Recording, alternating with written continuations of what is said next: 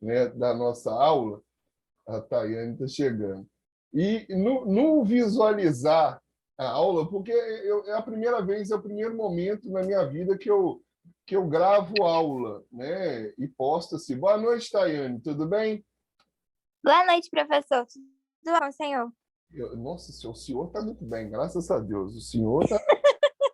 Ô, Mariana, agora eu sei lá de verdade o quanto é doído. Tá? Apesar que eu sou bem mais velho que você também, né, Mariana? Mas eu sei como é que é isso agora. Ainda mais depois desse senhor. Mas tá bom. Não, eu te entendo, porque as meninas que eu vi criança já são mães e casadas. Eu estou aqui fazendo Enem com os meninos de 17, eu entendo. Ô, Mariana, você está fazendo o que é certo no tempo certo. Você não está atrasada, você está no seu tempo. Cada um tem o seu tempo. O seu tempo é esse, Mariana. Seu tempo Vou é usar esse discurso aí quando vierem me questionar. isso aí. E você tem um fator a mais. Você tem experiência, conhecimento. Né? Eu tenho a consciência que eu não tenho tempo para perder. Verdade. Mas vamos lá. Olha só. Eu falei com a Mariana, o Tayane com o Henrique que eu preciso terminar esse módulo 1 hoje. De qualquer forma, você tem que terminar esse trem de sociologia. E semana que vem eu termino o módulo 1 de filosofia. Mas quando as aulas foram muito novo, né, eu vi que eu dei uma live. E nenhum de vocês me corrigiram. Eu não tenho problema de corrigir. Cada um tem de conhecer a receita de outra coisa. Eu sobre 5%, né, de aumento infantil e de adolescente. Eu falei sobre região sul e sudeste. Só que ninguém me corrigiu errado. Só que eu falei errado. Eu falei que São Paulo. Se a professora de desse, ela ia me julgar com um caminhão de pedra. Não percebi isso, não. Eu não percebi, não. Eu falei essa mais. Sudeste, São Paulo, região sul, os grandes estados, Santa Catarina, não tem nada disso. Eu posso fazer pelo amor de Deus, quando forem ver o vídeo, você coloque região sul é São Paulo é região sul. Mas estou aqui de conhecimento de fato. Tá? E quando for assim, por bonito, vocês podem me corrigir, pode aí contribuir com a fala de vocês, porque vocês estão tendo todos os conteúdos. Então, é muito mais fácil vocês terem do que eu, de fato, só uma visão de filosofia de história. Beleza? Me perdoem. Vocês estão aí? Tranquilo. Ah, vocês estão aí, né? Porque eu abri a tela aqui, eu não estou vendo vocês. Eu abro o slide da tela principal do Meet. Vocês estão vendo a tela que eu abri? Sim. Beleza. Olha só, semana passada a gente conversou um pouco aí sobre a questão do iluminismo, né? Esse grande movimento intelectual aí do século XVIII que trouxe como grande foco aí a defesa do conhecimento racional. Eu acabei, na hora que eu estava visualizando os slides, eu acabei me esquecendo desse também, esse grande representante do iluminismo. Tá? Nós falamos assim rapidamente sobre, né, o Voltaire, falamos sobre Montesquieu, falamos sobre Rousseau da propriedade privada, e eu havia me esquecido de colocar nesses slides esse também, o John Locke, tá? Conhecido como... Não, John Locke eu falei. Eu não falei, foi Thomas Hobbes. John Locke eu falei. Olha vocês aí, me ajuda, me lembra. A cabeça já não está funcionando muito bem. Eu esqueci de colocar Thomas Hobbes, tá? Que esse cara aí também é um cara muito importante para a gente pensar o iluminismo. Não sei se vocês já ouviram. Eu tive que ouvir para aprender um pouquinho. Alguém já ouviu a cantora Pitty?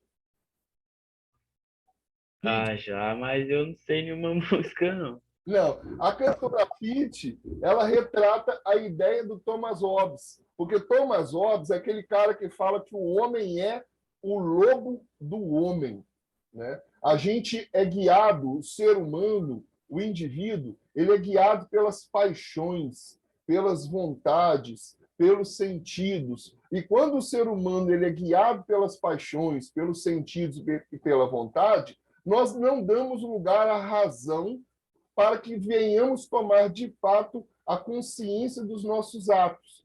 O Thomas Hobbes ele fala que tudo que existe de ruim na sociedade, né, violência, catástrofes, tudo que existe de ruim, fome, guerra, é fruto do ser humano, no sentido de que a natureza do ser humano é ser ruim. A nossa natureza é ser ruim. Por que é ser ruim? Porque nós somos guiados pelos sentidos, pelas paixões, pelas vontades, e não pela razão.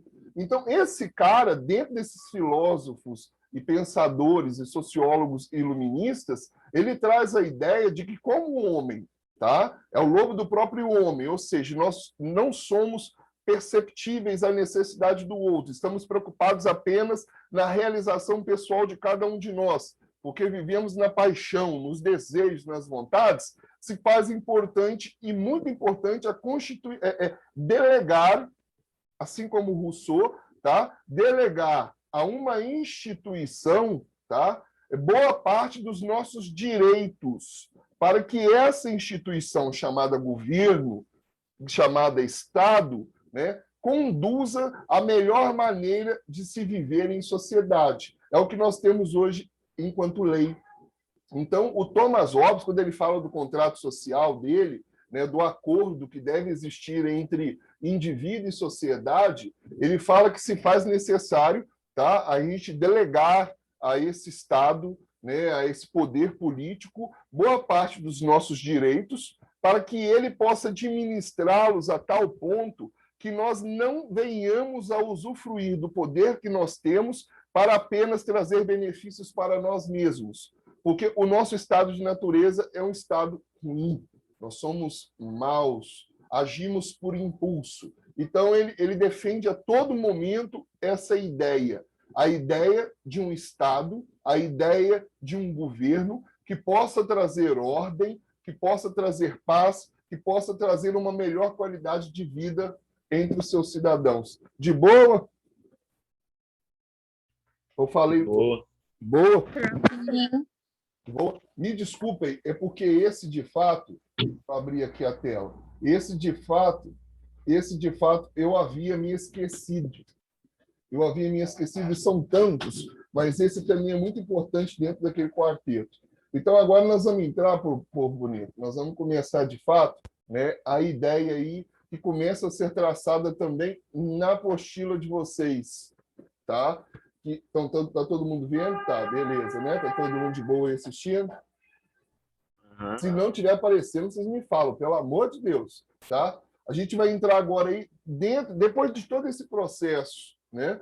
A gente conversou aí sobre a origem da sociologia, Revolução Industrial, Revolução Francesa, né? Períodos aí que perpassaram toda a busca por esse caminho, por esse caminhar rumo ao conhecimento. A gente chegou aí nessa questão dos grandes filósofos, né, e pensadores iluministas. O que foi o iluminismo? A gente vai cair dentro da linha das filosofias sociais do século XIX, de forma específica sobre o evolucionismo social. Se a gente for pensar isso mais para frente, que a gente vai pensar, isso acaba perpassando muito a realidade que nós vivemos, o século que nós vivemos, as situações que nós vivemos. Mas antes de falar do evolucionismo social, é bom a gente lembrar de um caboclo chamado Charles Darwin. Vocês lembram desse cara? Lembra? Ou não lembra? Eu já ouvi falar, mas não lembro, não. Não lembra, não, Henrique? Vocês lembram? Lembro. Nos livros da escola sempre tinha alguma charge dele. Ah, então, quando a gente vai lembrar, porque eu falo assim, por que a gente tem que falar do evolucionismo antes de falar do evolucionismo social? Porque o evolucionismo social ele surgiu em contrapartida à ideia de Darwin. A gente vai ver mais para frente aí a ideia, o darwinismo, né? Mas, a primeiro modo, né, quando a gente pensa aí na ideia do evolucionismo, tá? Ele vem também como um processo aí, como uma forma de pensar contrária à ideia que existia anteriormente ao evolucionismo, que vocês já devem ter ouvido falar, que é o criacionismo. Né? O que seria o criacionismo? É aquela ideia de que tudo, tá? Tudo foi criado por Deus e não sofre mudança ou evolução. E se sofre, isso é algo advindo de Deus, é o criacionismo. É o que, às vezes, o que nós temos hoje dentro dos discursos religiosos. Então, quando a gente fala em criacionismo, a gente está falando de uma visão única de Deus, tá? De que tudo o que existe foi uma criação divina. Com o evolucionismo aí de Darwin, as coisas tomam um rumo um pouco diferente.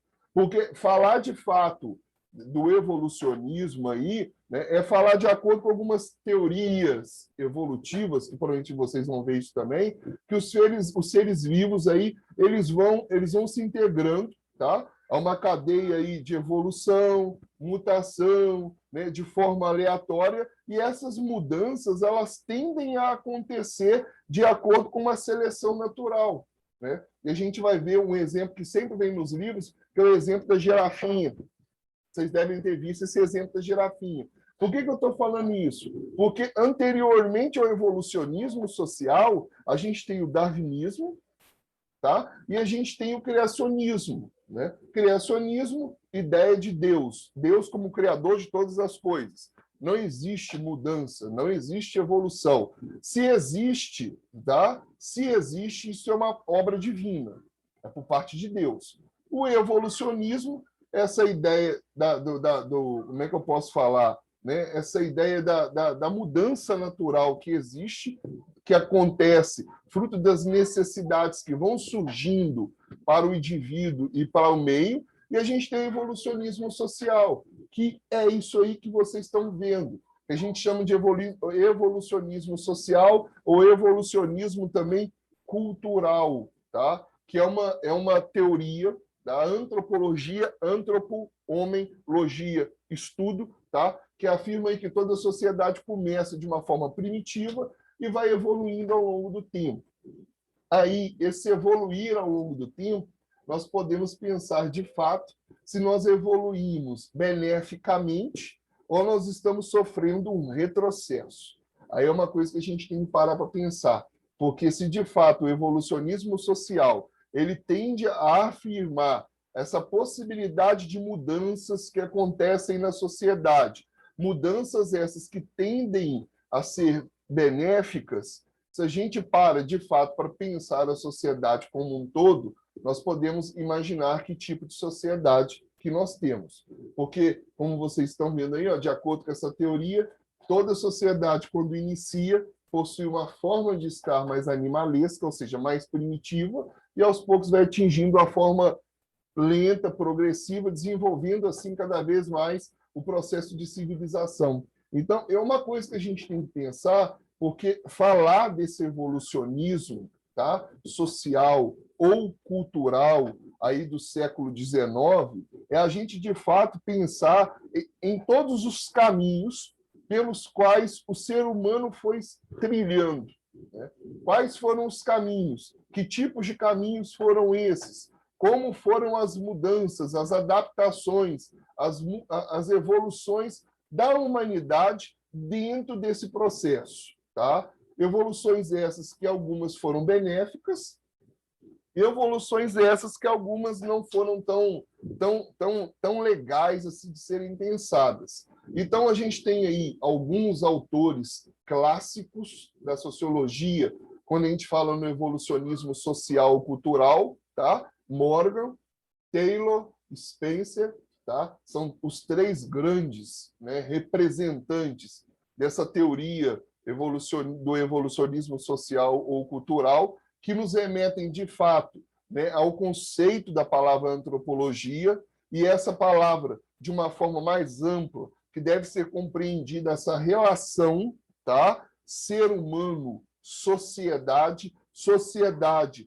ser humano, e isso é uma coisa que, de fato, a gente tem que pensar, porque esses caras, eles tiveram pensamentos distintos, tá? Isso é muito importante a gente ter clareza disso.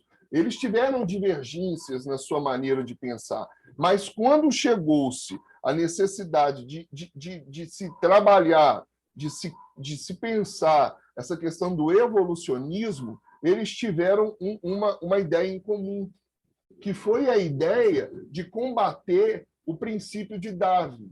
Porque para esses caras que vocês estão vendo, esses grandes autores clássicos aí da sociologia, em momento algum, a diversidade cultural existente numa sociedade poderia ser explicada através aí da evolução biológica ou desse processo de adaptação. Não, a gente não pode pensar a diversidade social a partir de uma mudança do primitivo, né, até os tempos atuais. Não, não é por aí que se explica essa diversidade cultural. Foram outros percursos, foram percursos totalmente diferenciados que esses evolucionistas trouxeram no campo dessa sociedade, de uma sociedade que existe, mas não porque ela se adaptou, né? Não porque foi a lei do mais forte sobre o mais fraco, mas por alguns fatores que a gente vai ver para frente.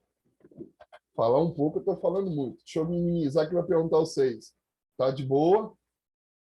Deixa eu voltar à tela principal aqui. Tranquilo. Tranquilo, Mariana? Não tá muito... Tranquilo? Eu volto a dizer para vocês, galera, essa parte histórica não tem muito como dar aquele jogo de cintura para vocês virem um cabo, não, sabe? Mas é conteúdo de fato. Mas, assim, se eu estiver falando muito rápido, se não tiver legal o entendimento, me interrompe aí que eu paro. Tá de boa? Beleza? Sim, professor. Então, beleza. Valeu. Obrigadão. Agora vamos lá. Vamos voltar lá para o assunto. Dentro dessa perspectiva, eu gostaria que vocês vissem esse vídeo, tá? Chama a Evolução da Sociedade do Conhecimento.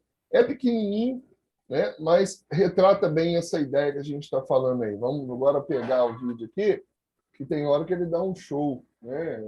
Não quis ligar, não quis passar. Vamos achar esse vídeo aqui.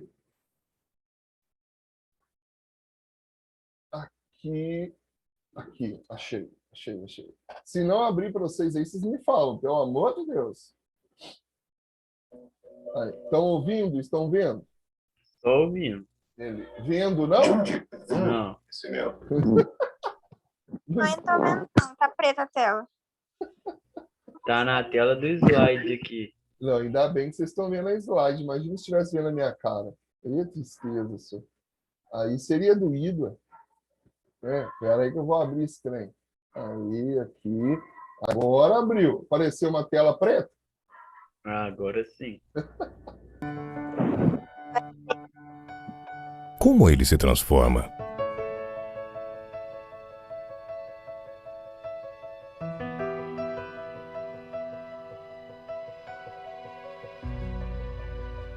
Desde o início dos tempos, a curiosidade e a vontade de aprender nos moveram em nossa trajetória de desenvolvimento e evolução. Um dos primeiros lampejos de conhecimento veio do fogo, que trouxe com ele seu poder de transformação. Passamos a manifestar nossas conquistas, desafios, comportamentos e rituais fazendo desenhos em cavernas. A evolução ganhou novas formas de transmissão de conhecimento. Adquirimos habilidades que mudaram a história da humanidade para sempre. O homem desenvolveu ferramentas para dominar e disseminar o conhecimento. Usamos símbolos para impulsionar a nossa evolução. O avanço do conhecimento influenciou a formação das civilizações. As organizações sociais e políticas da Grécia deram origem à democracia e à nossa noção de cidadania. Essa trajetória também foi marcada pela invenção do papel. Uma mistura de fibras vegetais deixaria a China e ganharia o mundo. Outro importante passo para a expansão do conhecimento foi a criação da prensa. A humanidade renasce com a quebra de paradigmas e avanços nas artes, literatura e ciências, superando a herança clássica e nascendo para uma época de iluminação. A luta por territórios também teve seu papel na formação de bases do conhecimento que levaram o homem a novos mundos. Novos horizontes surgiam e tudo era registrado por diferentes formas de olhar o mundo. As guerras mundiais trouxeram dor e devastação. Ali, no campo de batalha, também presenciamos o surgimento de novas tecnologias que evoluíram ao longo do tempo para diferentes funcionalidades. Essa evolução do conhecimento e o desenvolvimento da tecnologia possibilitaram a queda de limites, antes impossíveis de alcançar. A humanidade acompanhou e impulsionou a evolução do conhecimento ao mesmo tempo em que ela própria progredia e aprimorava sua forma de comunicar. Descobrimos novas possibilidades de produzir, receber e compartilhar conteúdos. Vivemos um momento em que digital e real se confundem. Essa nova era da informação permite que dados e participantes se movam continuamente. Estamos numa busca incessante por aquilo que move nossa existência e impulsiona nossa evolução. Eu digo que é muito importante, de fato, que a gente busque a compreensão, né, de todo esse processo evolutivo. Eu falo que isso é muito importante. A gente ter consciência de todo o percurso que a humanidade trilhou, né, e até que ponto nós conseguimos conviver e lidar com essas buscas e com tudo isso que foi construído, né? Foi construído através de todo um processo histórico, né, que é o que nós temos hoje, e não podemos negar isso, né? Muitas vidas foram dadas a partir de todo esse contexto e por meio de todo esse contexto que nós vimos lá, desde a Revolução Industrial Francesa, chegando até onde nós chegamos. E eu falo que tudo isso deve ser levado em consideração, porque foram situações que foram sendo criadas ao longo da história e que tiveram como objetivo, de fato, explicar a realidade, explicar o universo, explicar o homem, explicar a relação do homem com a sociedade, com o universo e vice-versa. Então, são situações, às vezes a gente para pensar se realmente, durante muito tempo, se pensou no criacionismo apenas, né? A ideia de que Deus Todo-Poderoso tudo criou e não existia nada fora da vontade divina.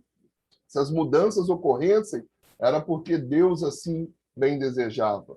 Depois disso, a gente vem aí com a ideia de Darwin, né? Essa questão da lei natural, a lei dos mais fortes, a seleção natural, né? Melhor dizendo, a seleção natural, a lei dos mais fortes. Os mais fortes sobrevivem, aqueles que se adaptam. A gente vai ver isso aí rapidamente na imagem da girafinha. E posterior a isso, a gente tem toda essa questão do evolucionismo social, cultural, que traz para a sociedade uma outra tipo de visão também. Por um lado, né, a gente tem o benefício de se buscar compreender o conhecimento e buscar esse conhecimento como uma forma de tentar compreender a sociedade, o universo, o homem, a mulher, sua relação com isso tudo, mas, ao mesmo tempo, todo esse processo ele trouxe nem tantos benefícios assim, porque tem uma pergunta que eu coloquei ali para vocês, que, de fato, é uma coisa que a gente tem que pensar, porque quando nós falamos desses autores clássicos aí do evolucionismo, né, eles se divergiam, como eu disse, em vários pontos. Depois a gente vai até ver isso para frente. Mas uma coisa eles tinham em comum, né, compreender a diversidade cultural fora da ideia de Darwin, né, da seleção natural, do mais forte. Mas, ao mesmo tempo, eles lutaram por uma ideia que trouxe para nós, hoje, grandes prejuízos. A gente vai ver isso para frente também. Porque, para esses evolucionistas aí, né, as sociedades que existiram no passado, tá? Tanto quanto as que existem hoje, elas perpassam uma história unilinear ascendente. O que é uma história unilinear ascendente? É uma única direção. É como se nós pudéssemos imaginar que todo mundo perpassa pelas mesmas situações e as mesmas circunstâncias. Esses caras também eles fecharam numa única maneira de pensar a evolução da sociedade, numa única trajetória. Tá? Dentro dessa única trajetória, acaba fazendo com que a visão que nós tenhamos hoje de sociedade seja uma visão centrada, numa visão eurocêntrica, tá? De um modelo de indústria, o que vocês estão vendo aí. Então, é um risco muito grande que também nós passamos ao longo desse século XIX, com essas ideias evolucionistas dentro do campo social e cultural. A gente sai da seleção natural, tá? Da lei, entre aspas, dos mais fortes por Darwin, que a gente vai ver isso aí para frente um pouquinho, e a gente entra num evolucionismo social, cultural, científico, que acaba fazendo com que as sociedades elas sejam comparadas umas às outras, sem levar em consideração todos os outros diversos fatores sociais, econômicos, e aí vai. Isso é um risco muito grande. É como se a gente pudesse pensar assim, vamos comparar o Brasil com a China? Vamos comparar o Brasil com a Índia? E aí? Né? E aí? Vocês já imaginaram nisso? Comparar o Brasil com a China e comparar o Brasil com a Índia? Né? Mas isso era uma ideia que esses caras eles, né, idealizaram, né? Criaram, imaginaram, para pensar, de fato, essa questão da evolução. É como se imaginasse se todas possuem o mesmo ponto de partida, todas trilham os mesmos caminhos, né, e todas devem ser comparadas a partir de todas, sem levar em consideração as particularidades. Isso é quase que impossível, mas foi uma ideia que foi pensada por eles. Fica a pergunta para vocês aí, para a gente estar compartilhando agora. Vocês, diante do que a gente viu até agora, né, nós poderíamos afirmar que o evolucionismo social seria um dos principais fatores a desigualdade, preconceito, a discriminação e a intolerância? Pensa. Pensa. Enquanto vocês pensam, eu vou abrir aqui o link, tá? E vou compartilhar com vocês. Pensa aí. Mesmo que a gente jogue essa chuva de ideias de forma equivocada, né? Vamos tentar aí chegar a um senso comum dessa ideia. Está abrindo aqui, tá? Só vou agora pegar o link, eu vou compartilhar com vocês e pensem na pergunta novamente, né? Aí, vocês acreditam, nós poderíamos afirmar que o evolucionismo social seria um dos principais fatores para desigualdade, preconceito, discriminação e intolerância? Pensa, tá? E eu vou enviar para vocês. Deixa eu finalizar. E deixa eu achar aqui o bate-papo. Jesus misericordioso, achei. Aí. Clica no link. Sim, não, ou prefiro... Eu acho que coloquei prefiro não responder. Isso aí. Manda ver. O que vocês pensam a respeito?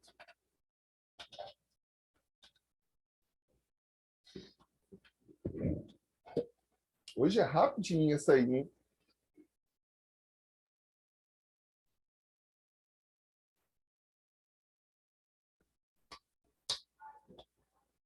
Todo mundo já respondeu? Eu esqueci que nós estamos em 3.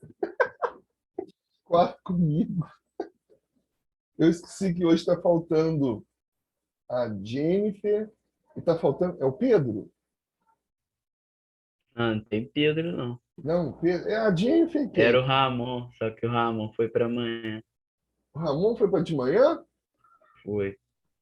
Então eu vou ver o Ramon pela manhã, então. Então é a Jennifer que está faltando. Beleza. Olha só voltando a imagem que vocês compartilharam, praticamente vocês falaram que sim, né? Um dos grandes fatores aí principais para o que a gente tem aí de desigualdade, preconceito, discriminação, intolerância, vocês acreditam que de fato seja o evolucionismo social. Alguém queria falar? Me diga por que vocês acreditam que seja. Manda ver. Vai lá. Sem medo de ser feliz. Errar faz parte da vida. Cometer erros é normal. Eu creio que antes não tinha todo esse preconceito, essa intolerância, não. Vamos lá. Por quê? Sei lá, eu acho que a evolução foi ocorrendo mais esse tipo de situação. por falta de empatia, poder, por algumas pessoas terem mais poder que as outras. Entendi. Pode ser que isso também ocorria antes, né? Mas Entendi. Mariana, Tayane, o que vocês pensam? Eu acho que É. o preconceito aumentou. O que acontece? Na época, né? Todo mundo vivia na caverna, então todo mundo era igual, todo mundo vivia na caverna, todo mundo saía para caçar, todo mundo andava com os cabelos para cima. Agora não, agora tem aquelas pessoas que andam de carro, tem as pessoas que andam a pé, tem as pessoas que trabalham no escritório, no ar-condicionado, e aquelas que trabalham no sol o dia todo. Então, você acaba comparando a vida de uma com a vida do outro, é onde um tem preconceito contra o outro. Porque quem trabalha debaixo do sol fala assim: a sua vida é fácil, porque trabalhar debaixo do sol, andar a pé é muito difícil. Mas aí aquela pessoa que trabalha num escritório, né, às vezes, né, um doutor, um advogado, alguma coisa assim, fala assim: não, a minha vida é difícil, porque para eu chegar até aqui eu tive que me dedicar muito. Então, assim, as duas situações são difíceis, cada uma no seu ponto de vista, mas um aponta para o outro falando assim: não, o meu é o mais difícil. Entendi. Aí um tem preconceito com o outro. Entendi. Tayane, você quer falar alguma coisa? Nem tem mais o que falar, professor. Pô, é interessante, Mariana, o que você falou e o Henrique falou. Eu digo, talvez, a gente pode até parar para pensar de fato, né, que o comparativo entre as culturas, isso provocou esses grandes problemas sociais que nós temos. Porque, de fato, você não pode comparar um modo de ser com o outro. A gente não pode, né? São possibilidades diferentes que são dadas, são escolhas diferentes que são feitas, são realidades diferentes que são culturas. Quando a gente fala em cultura, a gente está falando em construção de hábitos, de normas, de preceitos, né, de costumes. E isso, cada realidade tem a sua. E a gente tem o hábito, de fato, de fazer comparação. De fato, de fazer comparação. Vou te dar um exemplo, né, que eu sempre brinco muito, o pessoal me xinga, né? Eu nunca tive o hábito de chamar um médico de doutor. Nunca. Sabe por que eu nunca chamei um médico de doutor? Porque, para mim, posso estar errado, tá, galera? Doutor é quem tem doutorado. Doutorado. O médico tem uma graduação, como qualquer outro graduado tem. Ele não é doutor, ele é graduado. O advogado, ele não é doutor, ele é advogado. Então, eu falo assim, o professor, ninguém chama o professor de mestre, ninguém chama o professor de doutor. E hoje em dia, se a gente for olhar pela lógica, a área da educação é a área que tem mais pessoas com titulação do que as outras áreas. Nós temos professores hoje que passam pela graduação, pela especialização, pelo mestrado, pelo doutorado e pelo pós-doc. E ninguém chama professor de mestre e doutor. Todo mundo chama professor de... professor. Pessoa. E por que nós vamos chamar o médico de doutor? Médico. Por que nós temos que chamar o advogado de doutor? É advogado. Isso é meu ponto de vista, porque isso acaba sendo um comparativo que nós temos. Eu falo que talvez pegar, de fato, essas situações culturais e tentarmos compará-las, nós vamos gerar essa sociedade da desigualdade que nós temos hoje, porque não é justo. Olha o momento que nós estamos vivendo. Vocês já imaginaram quantos milhões de pessoas estão passando fome no Brasil na atual conjuntura?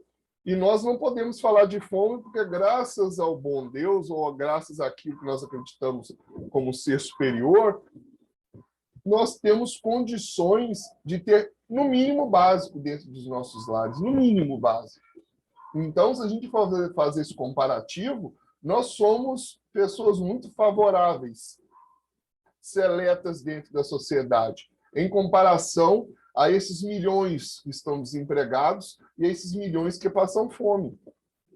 Agora, olhar também como os evolucionistas fizeram, todo mundo na mesma linha, na mesma unilinear situação, isso também não é tão favorável e justo assim, porque não é possível perceber tudo na mesma direção, caminhando na mesma, porque situações ocorrem de forma diversa, né? E isso é um fato.